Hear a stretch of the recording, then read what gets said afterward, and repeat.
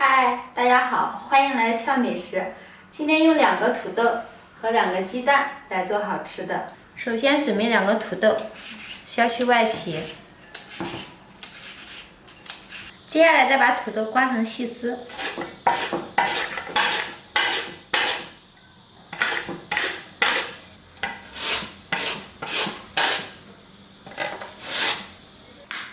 现在碗内打入2个鸡蛋。用筷子把蛋液搅散，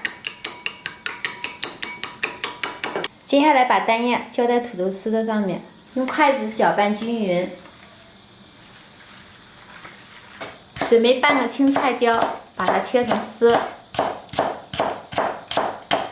再来刮一点胡萝卜丝，把午餐肉先切成片，然后再切成丝。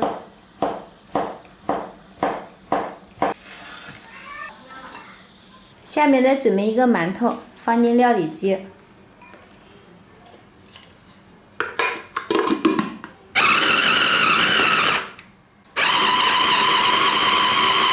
接下来把打碎的馒头倒入一个大一点的盆中，再加入所有的配菜。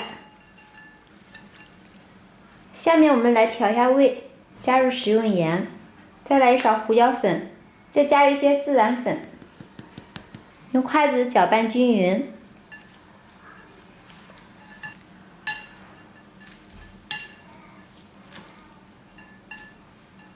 下面我们再加入1大勺玉米面，再来1勺面粉，用筷子继续搅拌均匀，搅拌成这样的糊糊就可以了。平底锅预热，先加上食用油。用刷子把油刷均匀，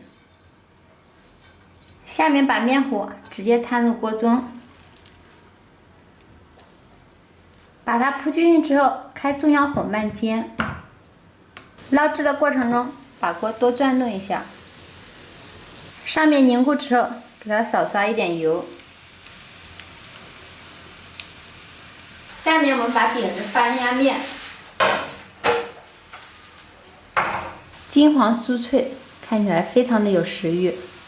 再撒上一些熟芝麻，再挤上一些小孩子爱吃的番茄酱，用刷子把它刷均匀。接下来再开中小火捞制5分钟左右，好吃又好看的土豆饼可以出锅了。出锅之后，把它切成小块。